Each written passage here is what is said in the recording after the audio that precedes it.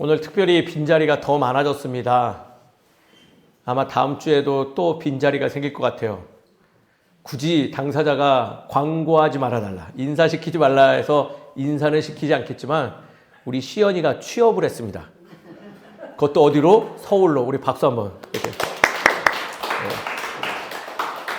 시연아, 이 정도 해도 되잖아. 나와서 인사하는 건 아니더라도. 그래. 아니 그래도 이렇게 박수 받고 가는 게 좋죠. 야, 아유 너무 고맙죠. 그럼에도 불구하고 빈자리 많습니다. 왜냐하면 오늘 예배 전에 연락들이 왔어요. 아프신 분들이 너무 많아요. 지난주에 저도 좀 건강이 좀 문제가 생겼는데 환절기와 여러 가지 문제들로 인해서 다들 이렇게 좀 건강 관리가 미진했던 것 같습니다. 다들 서로 돌봄으로 인해서 건강하시고요. 또 건강한 것도 곧 신앙입니다. 그러니 그것을 꼭 기억하시면서 신앙의 마음, 신앙의 자세들 잘 점검하는 우리 모두가 되기를 주의 이름으로 축원드립니다. 말씀을 나누죠. 사람은요, 어떤 삶을 살아왔는지는 결국 흔적으로 드러납니다. 꼭 어떤 흔적을 남기기 마련이죠. 예전에 제가 어떠한 소기문 할 때 저희 아버님이 했던 말씀이 있어요. 사람은 죽어서 이름을 남기고 호랑이는 죽어서 뭘 남길까요? 가죽을 남기는데 이승현이 너는 말썽만 남기는구나 해가지고 참으로 반성이 많이 됐습니다. 즉 흔적이 남는다라는 거지요. 근데 그 흔적이 결코 나쁜 것만은 아니에요. 보기에 때로는 흉할 수도 있고 어려움도 있지만은 그 흔적이 우리의 삶에 매우 중요한 역할을 하기 때문이죠. 저는 한때 검도에 심취했던 적이 있습니다. 칼을 다루는 게 너무 재밌었던 적이 있었던 것 같아요. 왜냐하면 그때 중증 우울증을 좀 앓고 있었거든요. 그래서 의사가 권면하길 수영이나 아니면 산소호흡을 할 수 있는 유산소 운동을 할 수 있는 운동을 하나 꼭 취하라 해서 제가 고르고 골라서 한 게 검도예요. 얼마나 심취했는지 새벽 예배 끝나면 바로 차를 몰고 검도장에 갔어요. 그리고 교회 퇴근하면 또 검도장에 갔어요. 하루에 2번씩 오니까 어느 날 사범이 저에게 키를 주시면서 목사님이 알아서 문 열고 다니시면서 하라고 해서 키 받은 게 너무 기뻐서 점심시간에도 갔어요. 하루에 3번 갔더니 실력이 일취월장했죠. 그래서 나중에 누구랑 했냐? 선수반 친구들하고 같이 칼을 휘두르기 시작했습니다. 칼을 휘두르다 보니 어떻게 됐을까요? 손에 굳은 살이 베끼기 시작했어요. 그리고 그 굳은 살은 점점 제 실력을 향상시켰고 어떤 일까지 벌어졌냐면 목사로서 선택하면 안 되는데 대회에도 나갔어요. 아내도 속이고 교회도 속이고 토요일 날 출근을 하지 않냐고 대회를 나가서 어떻게 됐을까요? 그날 지역 대회에 본선 진출을 하게 됐어요. 거기서 멈춰야 되는데 왜냐하면 본선은 다음날 주일 아침에 9시에 일어나거든요. 너무 가고 싶어서 담임 목사님께 말씀드렸죠. 목사님, 제가 대회 좀 출전했다가 11시에 예배 오면 안 될까요? 결과는 어땠을까요? 쫓겨날 뻔했습니다. 정신 차리라고 그러시더라고요. 제가 왜 검도 얘기를 정확하게 하냐? 최근에 그 검도의 마음이 좀 불었어요. 왜? 몸집이 비대해지고 무언가 운동해야 됐다는 생각에 저 방에서 말씀 준비하다가 죽도를 찾았는데 죽도가 없어서 작대기를 하나 들고 검도를 좀 하려고 머리치기 연습을 하려고 했죠. 근데 세월이 지나 하도 운동을 안 했더니 언제부턴가 손에 있는 그 물집의 흔적들이 다 사라졌어요. 그래서 어떻게 됐냐? 한참 때는 한 번에 10,000번을 휘둘렀는데 100개도 못 휘두르고 숨이 헐떡거리면서 주저앉게 됐죠.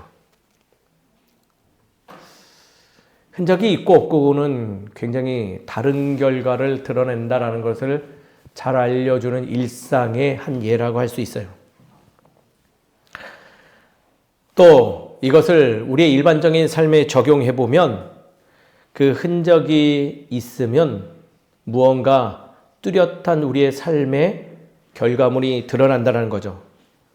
오랫동안 운동한 사람은 그 몸에 흔적이 남고, 평생 책을 가까이 한 사람은 그의 말과 생각에 흔적이 남습니다. 또 어떤 관계를 살아왔는지는 표정과 태도 속에 담겨져 있는 그 사람의 흔적으로 알 수 있죠.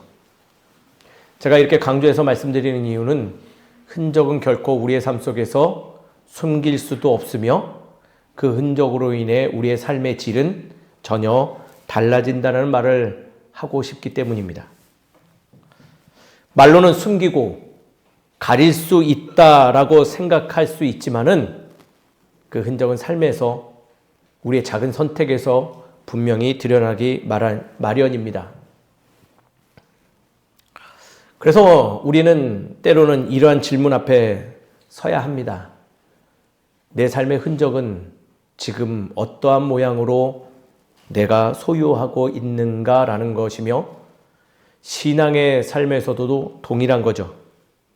내 신앙은 내 삶에 어떤 흔적을 지금 남기고 있는가라는 질문 앞에 우리는 반드시 서야 된다는 거예요. 오늘은 종려주일입니다. 예루살렘 성에 예수님께서 입성하실 때 사람들은 종려나무 가지 흔들며 외쳤습니다. 호산나 호산나, 우리의 왕이여 라고 외쳤죠. 그러나 불과 며칠 후 그 외침은요, 이렇게 변했다 말씀은 기록하고 있어요. 그를 십자가에 못 박아라. 왜 이런 일이 일어났을까요? 아쉽게도 그들에게는 고백은 있었지만 흔적이 없었기 때문입니다. 그 흔적이 없으니 가장 약한 곳을 그 어두움들이 공격하기 시작했고, 결국은 방치하였더니 나의 가장 안전한 곳마저 파괴해버려 그들은 잘못된 흔적을 드러낼 수밖에 없었던 것이죠. 왜 이러한 신앙의 결론이 있는지 오늘의 말씀에서 우리 함께 찾아보면 좋을 것 같습니다. 말씀을 한번 살펴보시죠. 오늘의 말씀을 좀 이해하기 위해서는 한 가지 배경 지식은 바르게 알고 있어야 될 것 같습니다. 바로 오늘의 말씀의 배경은 이렇다라는 거예요. 따라하겠습니다. 실패 이후에 하나님은 찾아오셨다. 오늘 말씀을 이해하는 데 굉장히 중요한 내용입니다. 성공했을 때가 아니라 실패 이후에 하나님이 찾아오셨다는 거죠. 창세기 17장은요, 그냥 17장 아니에요. 할례 이야기가 기록되어져 있고 아담과 사레가 이름을 계명한 그러한 단순한 책이 아니에요. 오늘 이 말씀을 이해하기 위해서는 실패 이후에 하나님이 찾아오셨고, 그 실패한 자 아브라함에게 하신 오늘 1절의 말씀을 받아들이는 그 내용을 바르게 이해해야지 충분하게 내 것이 될 수 있는 그런 말씀이죠. 다시 한번 말씀드리지만 창세기 17장은요, 창세기 16장 실패 사건 이후의 이야기입니다. 우리가 지난주에 나눴던 이야기죠. 아브라함은 뭐 했어요? 기다리지 못했고, 사레는 조급하고 결과만 원했으며, 하갈은 미진한 성품으로 인해 잘못된 행동을 보였고, 그로 인해 스스로에게 상처만 안겨주었죠. 그럼에도 하나님은 그 하갈을 찾아주사 그녀를 다시금 회복시키기도 했어요. 그러나 그녀 한 명에게만 일어난 것이 아니라 오늘 말씀을 보니 그러한 실패가 있은 후 시간이 흐른 뒤 약 13년 뒤에 하나님은요, 아브라함에게 다시 나타나십니다. 그리고 말씀하시기를 아주 이해 못할 이야기를 해요. 뭐라고 기록되어 있나요? 나는 전능한 하나님이라. 나는 전능한 하나님이라. 그리고 뭐 하라고요? 내 안에서 완전하라 합니다. 오늘 여기서 한 가지 중요한 요소 하나는 좀 분별하고 가셨으면 좋겠습니다. 하나님은 분명히 실패 이후에도 우리를 찾아주시는 분이라는 거예요. 우리가 흔들려도 하나님은 약속을 포기하지 않으시기에 우리는 기다리고 또 기다려도 모자람이 없음을 신앙의 삶을 통해서 배워야 됩니다. 기다림이라는 것은 우리에게 은혜이며 굉장히 중요한 사건이라는 것이에요. 그리고 이것은 이미 17장 이전에서 계속 하나님이 우리에게 말씀으로 알려주시는 언약의 증표죠. 나는 반드시 너희를 찾겠다. 나의 언약은 변치 않는다라는 거죠. 오늘 말씀에서도 그것이 고스란히 1절에서 드러난 것입니다. 근데 오늘 말씀은 참 난해해요. 그렇지 않나요? 좀 이상한 점 못 발견하나요? 읽어보셨나요? 17장을?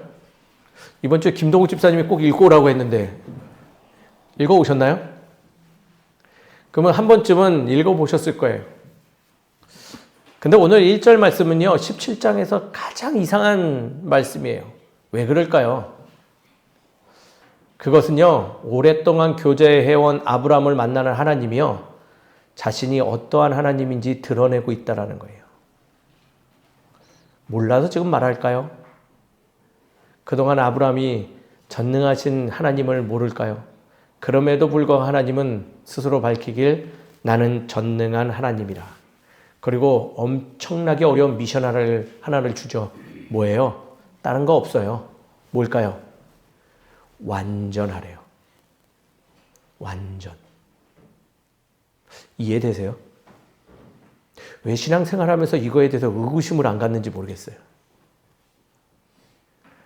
완전하신 분, 손 한번 들어보시죠. 이 자리에서 완전하신 분. 이주원이 완전해? 우리는 앞으로도 완전해질 수 없어요. 완전하지도 않고요. 완전해질 능력도 없는 이들이에요. 근데 오늘 말씀은 완전하래요. 오늘 말씀의 키워드는 여기에 있습니다. 먼저 이것을 이해하기 위해서는 오늘 나는 전능한 하나님이라는 의미를 알아야 될 것 같아요. 헬라어로 엘샤다이. 나는 전능한 하나님이다.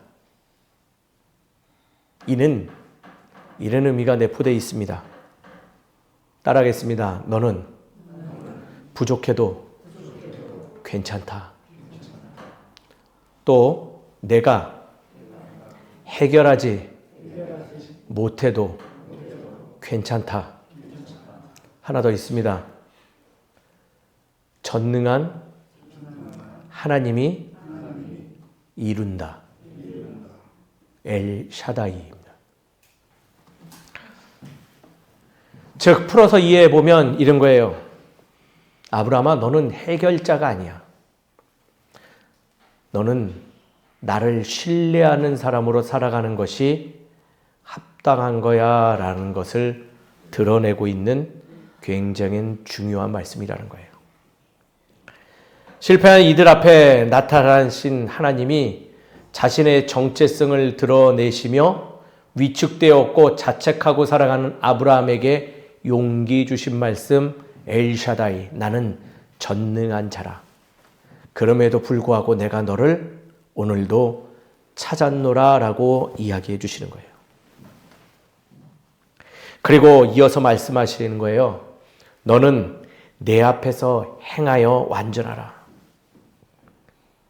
이것도 두 개로 나눌게요. 너는 내 안에서 행하여.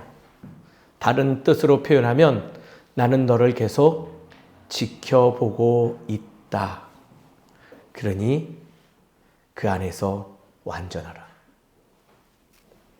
창세기 16장에서 보았던 하갈이 고백했던 하나님의 모습이 등장합니다. 엘로이, 나를 보시는 하나님, 변치 않았다라는 거예요. 그래서 하갈의 이야기가 바로 16장에 소개된 거예요. 신앙은 하나님 안에 그 시선 안에 머무는 삶임을 다시금 말씀 우리에게 알려주는 문장인 것이죠. 그리고 더불어서 이 문장의 완성형을 뭐라 하냐? 완전하라 합니다. 내 시선에서 완성하라가 아니라 완전하라. 완전은 완벽하라는 의미 아니에요. 그건 우리의 착각이에요. 말씀에서 의미하는 것은 완전하라. 즉 나의 시선에서 분리되지 말아라. 내 곁을 떠나지 않았노라. 너는 내 곁에 머물 때 진정하게 내가 원하는 것이 있다. 즉 나뉘지 않는 삶, 중심이 분명한 삶, 하나님께 속한 삶, 속해져 있는 삶을 살아가는 것이 곧 너의 본분이다 라고 얘기해 주는 거예요. 불완전해도 괜찮아. 너는 실패해도 괜찮아. 못해도 괜찮아. 그러나 해야 될 게 하나 있는데 그것은 내 안에서 완전하라. 내 안에 속해 있어라 라는 말씀입니다. 어떤 이에게 지금 실패해서 낙담하고 죄책감과 자책하는 이에게 지금 하나님이 가장 먼저 나타나서 해주시는 말이에요.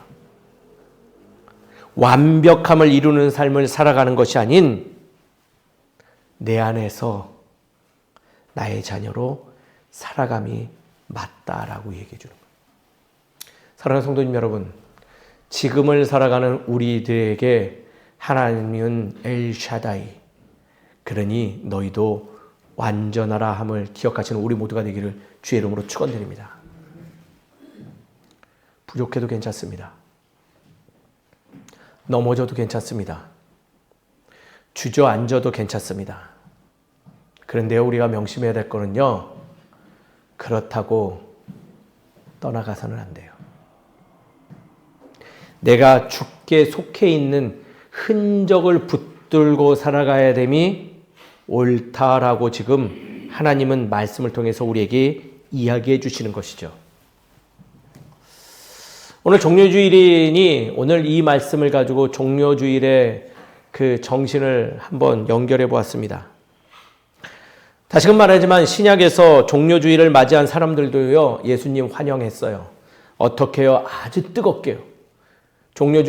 종려나무 가지를 꺾고 와가지고 흔들며 바닥에 깔며 목소리 터져라 외쳤죠. 호산나, 호산나, 호산나. 당신은 우리가 원했던 왕이에요. 왕! 당신만이 유일한 나의 왕입니다. 그들은 왕을 원했어요. 그러나 그들은 십자가의 흔적은 철저히 부정했던 이들입니다. 신앙에서 완전함은요, 흔적이 존재하는 삶을 의미합니다. 신학의 흔적은 반드시 십자가의 방향으로 나타남이 타당한 것이죠. 제자들에겐 그 흔적이 있었어요. 단순히 입으로 당신은 우리의 메시아입니다 라고 하지 않았어요.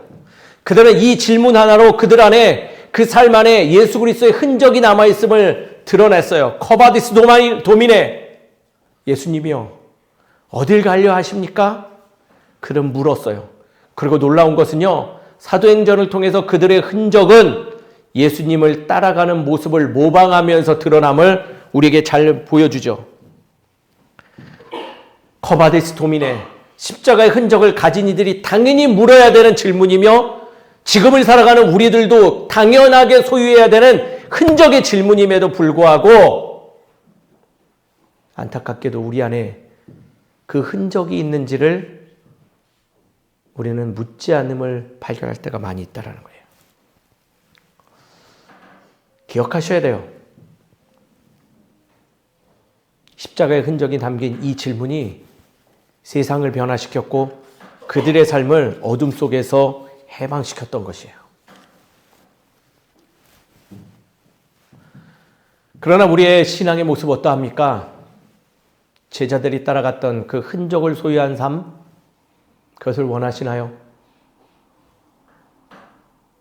그러나 우리는 부끄럽게도 아직 그 흔적이 없는 것 같습니다. 나는 주를 믿는다고 말하는 이들 참으로 많이 보고, 그리고 그들이 우리 주변에 있음을 우리는 잘 압니다. 그리고 내 자신도 그러한 고백들을 하죠. 하지만 고백하였지만은 삶이 변화된 이들은 매우 적습니다. 말씀은 우리에게 중요한 하나님 나라의 메시지를 지금 던져주고 있죠. 고백은 있지만 흔적이 없는 신앙의 위험은 온전한 신앙이 아니다라고 오늘 말씀을 통해서 이야기하고 있는 거예요. 우리는 이 점을 깊게 상고해야 됩니다. 왜 그러지 아니하면요, 우리는 열심은 다하지만은 하나님 앞에 완전한 자가 아니게 될 수 있는 요지가 크기 때문이죠. 이 흔적들을 발견하지 못하면 아마 우리는 누군가의 시선 앞에만 머물지도 모릅니다. 사회 공동체 평가에만 머물 때가 있을 것입니다. 가족 안에서 인정받지 못하여 인정을 갈구하고 있는 사람으로만 살고 있을지도 모르죠. 다시금 말씀드리지만 오늘의 말씀은요, 불완전한 너희들, 나의 자녀들이여 내 앞에서 살아가라 라고 이야기하고 있다는 거예요. 이것을 근거로 하나님은 아브라함과 사라에게 이름을 계명해 주는 사건이 기록되어지며, 더 나아가 아브라함은 그 흔적을 남기기 위하여 할례 의식을 최초로 실행합니다. 그래야지 이 뒤의 이야기들이 납득이 되어지는 거예요. 놀랍게도 그들의 흔적은 그들의 이름만 변한 것이 아니라 삶의 자세도 완전하게 하게 만들고요. 이 다음 사건에 믿음의 정점을 보이는 사건이 벌어지죠. 무엇일까요? 아브라함이 자신의 유일한 아들인 이삭을 하나님께 드리는 사건이 기록되기 시작한다는 거예요.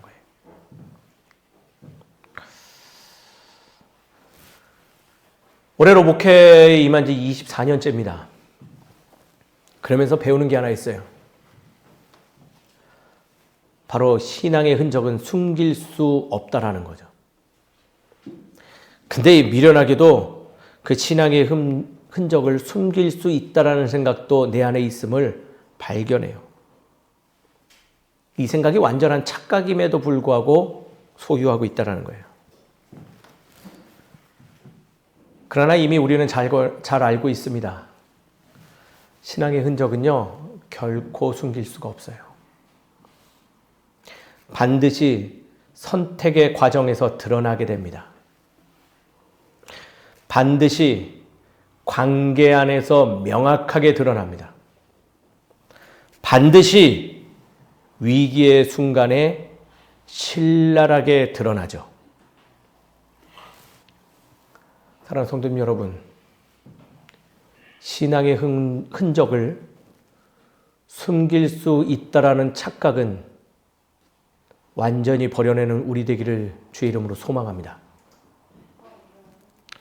오직 하나님 앞에 서 있는 완전한 삶을 소유하는 것이 우리의 삶의 지혜예요. 어영부영, 느슨하고 미진하게 신앙의 삶에 임하는 것이 아닌 우리 신앙에서 명확하게 완성하는, 그리하여 주의 말씀대로 완전해지는 우리가 되도록 노력해야 됨이 우리의 말씀을 통해서 우리에게 확 다가온다는 거예요. 사랑하는 성도님 여러분, 신앙의 흔적을 드러내는 우리 모두가 되기를 주의 이름으로 축원드립니다. 그렇다면 그 흔적을 어떻게 드러내며 내가 그 흔적을 어떻게 소유하고 있는지를 알 수 있는 오늘의 말씀의 적용은 무엇일까요? 첫 번째는요, 이러한 삶을 살아가기 원합니다. 따라하겠습니다. 하나님 앞에서 살아가는 훈련을 실행하자. 누구 앞에서요? 하나님 앞에서 살아가는 삶을 훈련하자요. 오늘 말씀을 보니 명확하게 보이네요. 보이지 않아도 하나님은 우리를 여전히 보고 계심을 말씀을 통해서 깨달아 봅니다. 이는 중요한 실천상을 의미하는 것인데요. 신앙의 흔적은 보이지 않는 자리에서 만들어지는 경우가 많으니 홀로 있는 시간에서도 주의 시선이 있음을 깨닫고 살아가야 된다는 실천 의식이 발생해요. 진정한 훈련이라는 것은요, 누군가의 시선을 의식할 때 움직이는 거 아니에요. 그렇잖아요. 그게 무슨 훈련이에요? 그거는요, 편법이에요. 보이지 않는 자리에서 주의 말씀을 기초로 선택하고 살아가는 것, 그것이 중요해요. 그리고 그 말씀이 내 삶을 통해서 이루어지는 것을 고집하는 것이야말로 진정한 하나님 앞에서 훈련하는 모습이라는 것이죠. 근데 제가 굉장히 찔리는 얘기 하나 해드릴게요. 목회자가 된 뒤로 교회 안에서 정말 저에게 많이 하는 이야기예요. 뭔 줄 아세요? 많은 성도님들이 목회자에게 제일 많이 하는 이야기. 아니에요. 그건 착각이세요. 기도해 주세요. 안 그래요? 제일 많이 하는 얘기 뭔 줄 아세요? 따라합니다. 미안합니다.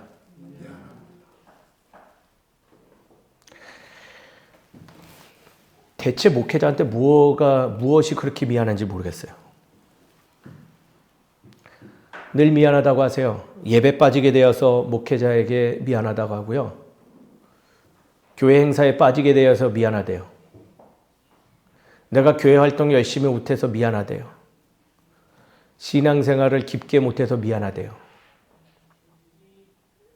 그게 왜 목회자한테 미안한 일입니까?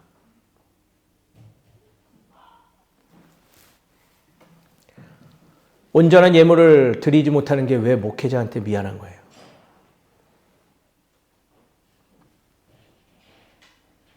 혹시 저한테 무슨 다른 마음이 있으십니까? 목회자가 하나님인가요? 우리 한국교회 성도들 회개해야 될 부분이에요. 정말 부끄러워야 되고 미안하다는 이야기를 드려야 될 분은 목회자가 아니라 하나님이죠.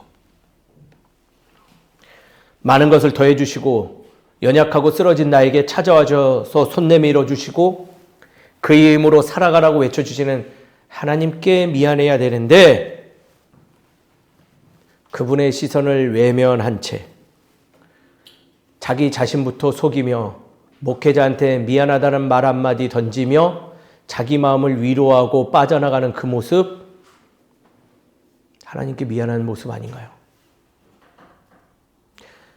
어떻게 불꽃 같은 눈으로 보고 있는 하나님께 드릴 수 있는 이야기가 될 수 있겠습니까?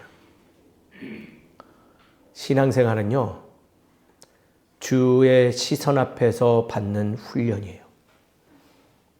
목회자의 눈을 의식해서 살아가는 거 아닙니다. 하나님 앞에서 살아가고자 자발적으로 순종하는 모습이 바로 그분의 시선 앞에서 훈련하는 신앙의 자세라는 거예요. 목회자로서 절절하게 부탁드립니다. 내게 맡겨진 신앙의 자리를 책임지고 몸부림하는 우리가 되어주십시오. 저도 그러고자 애쓰겠습니다. 우리가 그렇게 주의 시선 앞에서 살아가는 참된 주의 자녀 되기를 주의 이름으로 축원드립니다. 두 번째입니다. 두 번째도 따라하겠습니다. 삶의 방향을 점검하자. 삶의 방향을 점검해야지 우리 안에 흔적을 발견해요. 쿼바디스 도미네. 예수님의 제자가 십자가의 흔적을 소유한 이들이 던진 질문입니다. 제자들이 예수님에게 물었다면요, 오늘 말씀은 우리에게 묻습니다. 함께 가는 성도들이여, 쿼바디스 도미네. 당신들은 지금 어디로 가고 있습니까? 편안함입니까? 배부름입니까? 부유함입니까? 아니면 십자가입니까?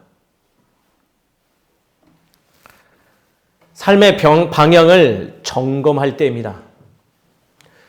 많은 이들이 매년 많은 성도들이 사순절 고난주간을 맞지만은 점검하지 않아요. 내가 어디로 가고 있는지, 나의 신앙의 형태가 어떠한 형태를 띠고 있는지 점검하지 않으니 늘 제자리에 머물고 있죠. 근데 그 삶이 만족스러우세요? 만족스럽지 못하다 생각하여 예배드리는 거 아닌가요? 조금 더 나아가고 조금 더 성숙된 삶을 소유하기 위해서 우리가 예배드리는 거지, 누구에게 보여주고자 그냥 이 자리에 머물려고 예배드리는 거 아닌 걸로 알고 있습니다. 스스로 부끄럽게 여기지는 부분들이 살펴지면 돌이키십시오. 말씀은 우리에게 늘 이 부분을 권면합니다. 그리고 놀라운 것은요, 돌이키면 된 거예요. 그게 완전한 거예요. 내비게이션은 늘 우리에게 길을 알려줍니다. 잘못된 그 길을 가면 잘못됐어요, 돌아가세요 라고 이야기해 주죠. 그때 어떤 미련한 자가 그 이야기에 귀 기울이지 않고 아유, 내가 가고 싶은 대로 갈 거야 라고 가는 사람이 어디 있습니까? 그런 이가 있다면요, 그는 둘 중에 하나를 소유하게 돼요. 지각하거나 아예 목적지를 도착하지 못하던가 둘 중에 하나입니다. 돌아가면요, 도착할 수 있어요. 만족할 수 있어요. 말씀은 우리를 늘 방향을 점검하라고 계속 이야기해줘요. 돌아가십시오. 주의 자리로 돌아가십시오. 주님께서 찾고 있는 그 자리로 돌아가십시오. 그 자리가 당신께 허락하신 하나님이 원하시는 가장 완전한 자리입니다라고 이야기해요. 사랑하는 성도님 여러분, 십자가 아래 우리는 모였습니다. 십자가 아래 우리의 삶의 방향이 놓여져 있는 점검하는 우리가 되기를 주의 이름으로 축원드립니다. 그래야지 우리가 완전해져요. 다른 것이 아니에요. 고난주간은요, 고난만 받는 주간 아니에요. 그러라고 하지도 않았어요. 고난주간을 통해서 무엇하라? 점검하라. 사랑하는 성도 여러분, 돌아오는 한 주 우리 점검하는 한 주 되길 소망합니다. 괜히 우울해지지 마세요. 고난주간에 답답해요. 보기도 싫어요. 왜 이렇게 어두워요? 그래놓고 뭔 일 터지면 아유, 고난주간이라도 고난이 왔구나. 아무것도 아니에요. 그런 신앙 아무것도 없어요. 방향을 점검하지 못하고 있는 것이 통탄스러울 뿐이에요. 점검하여 기쁨으로 고난주간을 누리는 우리 되기를 주의 이름으로 축원드립니다. 마지막입니다. 따라하겠습니다. 흔적을 남기는 삶을 고집하자. 제발 흔적을 삼는 삶을 고집했으면 좋겠습니다. 신앙은요, 머리와 입술에 머무르는 게 아니라요, 삶을 살아가는 데 있습니다. 많이 알아서 뭐 도움된 거 있나요? 예배 시간에 많이, 설교 시간에 적으면 뭐예요? 살지 않으면 적지 마세요. 많이 외우면 뭐예요? 성경 통독 100번 하면 뭐예요? 삶이 없으면 아무 흔적 없는 거예요. 말로 무엇 하나 증명되는 거 일반 사람들도 다 압니다. 말로만. 신앙의 삶은요, 일반적인 삶과 그렇게 다르지 않아요. 신앙은 말로 증명되지 않고요, 흔적으로 증명됩니다. 아브라함은 실질장에서 완전히 달라져요. 이름 바뀌고요, 자세가 바뀝니다. 이름이 바뀐다는 것은요, 정체성이 바뀌었다라는 뜻을 의미해요. 무엇이 바뀌었다고요? 정체성이. 상황이 바뀌기를 기다리는 자가 아닌 주의 뜻으로 상황을 바꿔나가고자 애쓰는 자가 되었다라는 거예요.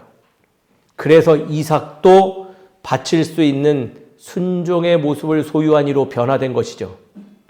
그는 이 사건 없었으면요, 모양 빠져요. 물론 이 이후에도 또 실수하죠. 그래도 그는 하나님 안에 머무는 것을 포기하지 않고 계속 흔적을 붙들고 살아가려고 애쓴 자였어요. 그런 자에게 주님께서는 기회를 주십니다. 그 삶을 고집할 이유가 충분하지 않나요? 흔적을 붙잡는 우리가 되어야 될 줄 믿습니다. 흔적이 없으니 신앙생활하면서 늘 후회하는 거예요. 자책하는 거예요. 죄책감 드는 거예요. 고백으로 끝나는 신앙은 이제 멈추시죠. 고백과 더불어서 삶을 작은 자리에서부터 실천하는 우리 되기를 소망합니다. 작은 자리에도. 제가 그래서 늘 횡단보도 무단횡단하지 말라고 말씀드리는 게 바로 그러한 거예요. 이게 고집하는 삶이에요. 아닌 것 같으면 때로는 멈춰야죠. 잘못된 길이 있으면 돌이키죠. 그 삶을 고수하는 거예요. 이러지 마시죠. 난 할 만큼 했으니까 뭐 이 정도면 됐지. 난 몰라. 이거는요, 믿지 않는 자들이 죽으면서 이야기하는 이야기들이에요. 사랑하는 성도 여러분, 신앙의 흔적을 고수하는데, 고집을 내는데 열심을 다하는 우리 되기를 주의 이름으로 축원드립니다. 반드시 그래야 할 때 주께서는 하늘의 은혜를 더하실 줄 믿습니다. 말씀을 정리하죠. 사람은 결국 삶의 흔적을 남깁니다. 종려주일의 사람들은 입술로만 외쳤지만은 그들은 흔적을 남긴 것이 없습니다. 그러나 예수님은 십자가를 통하여서 분명한 흔적을 남겼어요. 그 흔적으로 많은 이들은 변화된 삶을 가졌고 동일한 상흔을 가지며 살아가며 세상을 변화시켜 나갔죠. 12세기에 살아갔던 아가시 프란체스코는 그는 한평생을 자신이 소유한 모든 것들을 인간과 동물과 삶에 함께 나눔으로 마지막 순간에 그에게 가진 건 아무것도 없었죠. 근데 놀라운 것은 그가 죽을 때 그의 옆구리와 손 위에는 예수님과 동일한 상흔이 남았다라고 이야기하죠. 신비로운 사건이겠지만은 그는 그 생채기에 집중한 것이 아니라 마지막 죽으면서 겸손한 몸으로 나는 예수 그리스도의 삶을 쫓았다 고백하고 숨을 거두었어요. 그는 아무것도 갖지 않았지만 기쁨으로 죽음을 담대하 맞이한 인물로 기록된 것이죠. 사랑하는 성도 여러분, 신앙은 결국 흔적으로 증명됩니다. 흔적으로 세상을 변화시키는, 그리고 나의 삶을 조금 더 나은 모습으로 변화시키는 우리 되기를 주의 이름으로 축원드립니다. 함께 기도하겠습니다. 하나님 아버지, 우리는 신앙을 고백하면서도 삶 속에 흔적을 남기지 못한 모습들이 있었음을 고백합니다. 우리의 신앙이 이제는 말로만 머물지 않게 하시고 삶의 흔적으로 나타나게 도와주시옵소서. 사람 앞이 아니라 하나님 앞에 살아가게 하시고 보이지 않는 자리에서도 신실하게 살아갈 수 있는 하늘의 힘과 능력을 더하여 주시옵소서. 종려주일을 맞이하여 주님을 참된 우리의 삶의 주인이라 고백하는 우리가 십자가의 길을 따르는 흔적을 소유하길 소망하오니 인도하여 주시옵소서.